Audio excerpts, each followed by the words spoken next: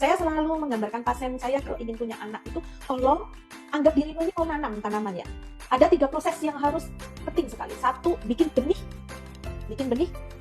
2, menata lahan. Kalau orang yang biasa anak petani kayak saya paham nih, ini lupu garu gitu ya, ini bikin winik, bikin bibit, terus ngurusin aliran darah ya.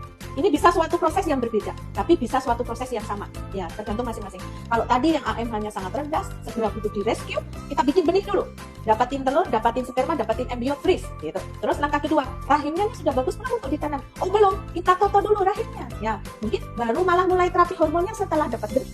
Bisa jadi karena rahimnya ada endometriosisnya, ditekan dulu pakai hormon beberapa bulan, baru kemudian ditanam ya.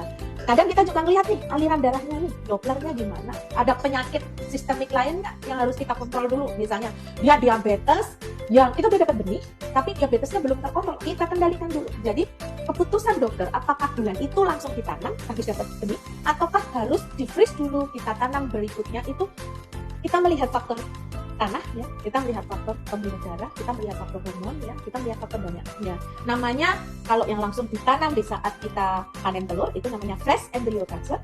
Kalau kita nanamnya berjeda bisa sebulan kemudian, beberapa bulan kemudian, itu namanya frozen embryo transfer. Tujuannya untuk mendapatkan optimal time for nandu gitu ya, supaya kan yang penting bukan hanya dapat embrio nih, yang penting kan hamilnya